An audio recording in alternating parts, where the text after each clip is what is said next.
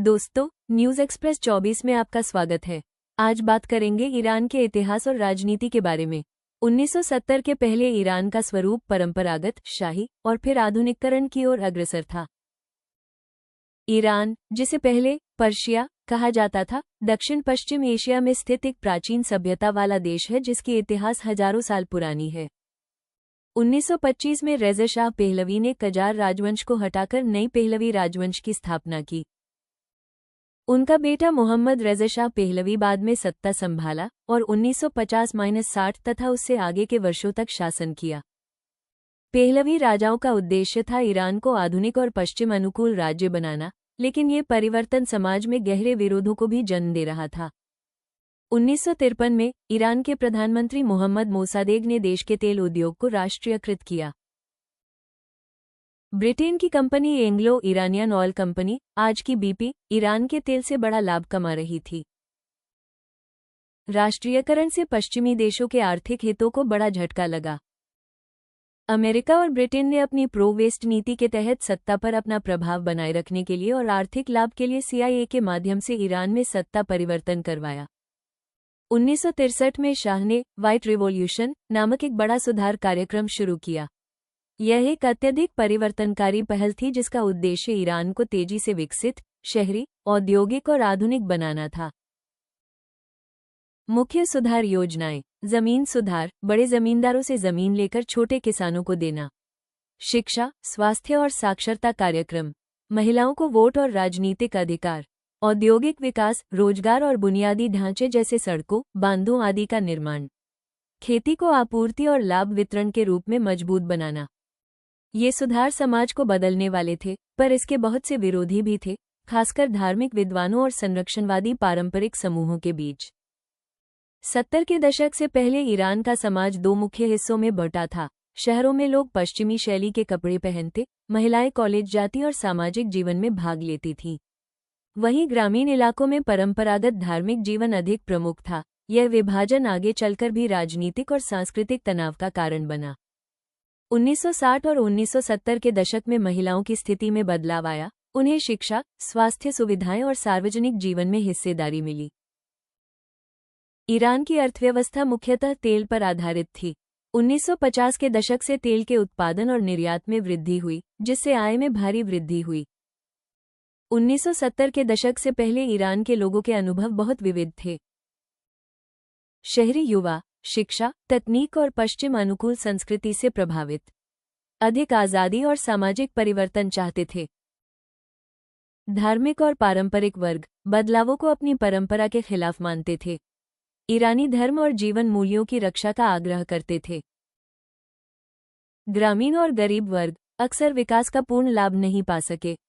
खेती, गरीबी और बुनियादी सुविधाओं की कमी उनके जीवन में कठिनाइयां बनी। मोहम्मद रज़ा शाह पहलवी का शासन लोकतांत्रिक आज़ादी सीमित थी।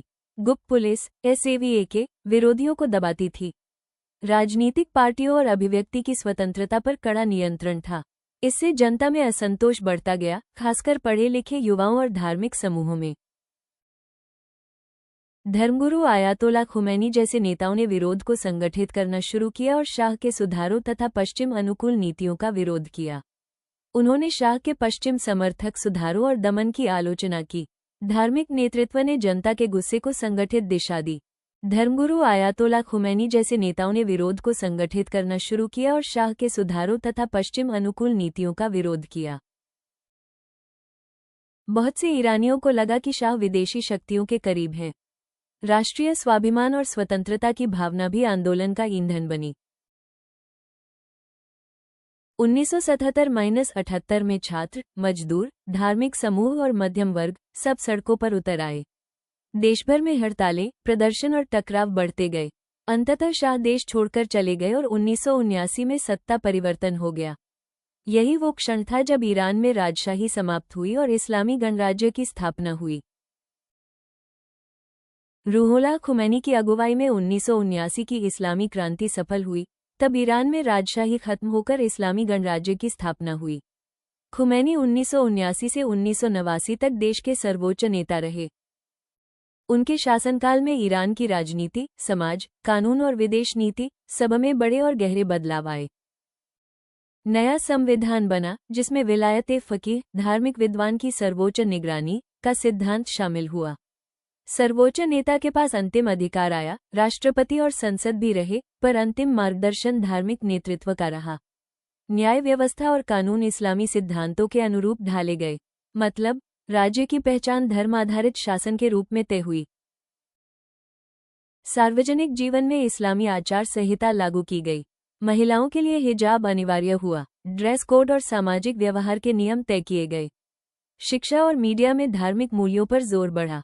तेज पश्चिमीकरण की दिशा से हटकर धार्मिक सांस्कृतिक ढांचे को प्राथमिकता मिली। विदेश नीति में बड़ा बदलाव। पश्चिमी शक्तियों, खासकर अमेरिका के साथ संबंध बेहद तनावपूर्ण हुए। क्षेत्रीय राजनीति में स्वतंत्र और टकरावपूर्ण रुख अपनाया गया।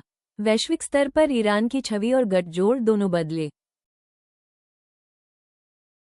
क्रांति के पहले ईरान में महिलाओं को काफी अधिकार मिले हुए थे। वोट का अधिकार, शिक्षा और नौकरी में हिस्सा, तलाक, बाल कानूनी सुरक्षा, पेशेवर जीवन और सार्वजनिक भागीदारी आदि। परंतु खुमैनी के शासन में बहुत से अधिकार रद्द कर दिए गए या सीमित कर दिए गए।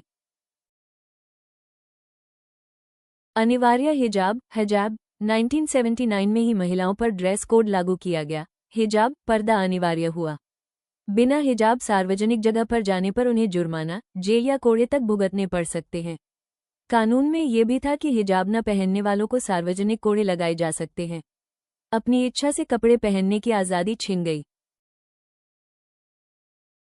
फैमिली प्रोटेक्शन कानून हटाया गया। पहले महिलाएं तलाक, खर्च और बाल अधिकारों के लिए कोर्ट में आसानी से जा सकती थी, परंतु ये कानून खारिज कर दिया गया। तलाक और बच्चों की अभिरक्षा जैसे मामलों में न्याय कठिन हुआ। विवाह की उम्र लड़कियों के लिए 9 साल तक गिराई गई। यह मुस्लिम कानून के अनुसार बाल विवाह को अनुमति देता था। अब महिलाओं के फैसलों पर उनके परिवार का नियंत्रण बढ़ गया। क्रांति के पहले महिलाएं सरकारी नौकरी, शिक्षा और राजनीति में सक्रिय थीं। कई महिलाएं विश्वविद्यालयों में पढ़ती थीं, काम कर रही थीं और निर्णय लेने वाली भूमिकाओं में थीं। परंतु खुमैनी के शासन में महिलाओं को सरकारी पदों और न्यायपालिका से बाहर किया गया। पेशेवर भूमिका बहुत कम हो गई। महिलाओं को घर के काम करने पर जोर दिया गया। कई महिलाएं अपनी नौकरियां खोने लगीं। इससे परिवार और समाज में उनकी सामाजिक स्थिति कमजोर हुई। शिक्षा और सांस्कृतिक अवसरों पर प्रभाव। क्रांति से पहले महिलाओं का शिक्षा में भाग बहुत बढ़ा था, परंतु बाद में कई पाठ्यक्रम और कॉलेजों में लड़की बेटियों की भागीदारी कम हो गई। टीचर, प्रोफेसर या उच्च शिक्षा के बड़े हिस्से से महिलाएं धीरे धीरे हटती गईं। इससे महिलाओं को आज़ाद विचार, करियर और आत्मनिर्भरता के अवसरों में बड़ा नुकसान हुआ। सेक्सुअल और सामाजिक आज़ादियां कम। महिलाओं को पुरुष रिश्तेदार के बिना बाहर नहीं जाने देना। शादी, रोजगार और यात्रा पर परिवार की अनुमति जरूरी। महिलाओं की गवाह, सबूत का मान कोर्ट में कम किया गया। इससे महिलाओं की स्वतंत्रता और आत्मनिर्भरता बहुत प्रभावित हुई। सिर्फ कानून ही नहीं, बल्कि आंदोलनों पर दमन भी हुआ। जब महिलाएं नए नियमों का विरोध कर रही थीं, जैसे कि 1979 में अनिवार्य हिजाब के खिलाफ सेंट्रल प्रदर्शनों, तो सरकार ने उन पर कड़ा प्रतिबंध और पुलिस कार्रवाई की। आज तक महिलाओं के खिलाफ सख्त कानून और कार्रवाई जारी है, जैसे कि क्रांति के तुरंत बाद 1979 में ही तेहरान में अमेरिकी दूतावास पर कब्जा हो गया और करीब 444 दिन तक अमेरिकी राजदूत और कर्मचारी बंधक बनाए गए। ये घटना अमेरिका ईरान के रिश्तों को सबसे निचले स्तर तक ले गई और दोनों देशों के बीच स्थायी असंतोष की शुरुआत बनी। वर्ष 2000 के दशक के बाद ईरान के परमाणु कार्यक्रम को लेकर अमेरिका और इजराइल में आशंका और तनाव और बढ़ा। 2025 के इजराइल-ईरान संघर्ष को इतिहास में एक बड़ा मोड़ माना गया। जून 2025 में शुरू हुए इस संघर्ष में इजराइल और ईरान के बीच सीधे लड़ाई, विमानों, मिसाइलों और ड्रोन हमलों का इस्तेमाल हुआ। इस 12 दिन के युद्ध में हजारों लोग घायल या मारे गए। दोनों तरफ सैनिक और नागरिक प्रभावित हुए। टकराव में मिसाइल हमले, ऊर्जा ठिकानों पर हमला और प्रत्यक्ष सैन्य कार्रवाई शामिल रही।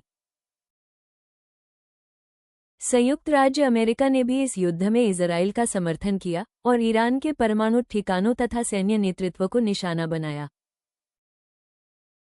28 फरवरी 2026 को अली खामेनेई, ईरान के सुप्रीम लीडर, को एक संयुक्त यूएस-इजराइल हवाई अभियान में हिट किया गया और बाद में उनके निधन की पुष्टि हुई। इस सैन्य अभियान, जिसे ऑपरेशन लायंस रॉ कहा गया, में ईरान के महत्वपूर्ण सैन्य और राजनीतिक नेतृत्व को निशाना बनाया गया था। इस हमले के तुरंत बाद ईरान ने जवाब में मिसाइल और ड्रोन हमला किया। खामेनेई की हत्या के बाद ईरान के भीतर राजनीतिक अस्थिरता और नेतृत्व संघर्ष की चर्चा उठी है, और कई विशेषज्ञ इसे 1979 के बाद की सबसे गंभीर आंतरिक चुनौती मान रहे हैं। आज ईरान में आर्थिक संकट, सड़क स्तर पर असंतोष और सरकार विरोधी आंदोलन देखने को मिल रहे हैं। 2025 के अंत और 2026 की शुरुआत में देश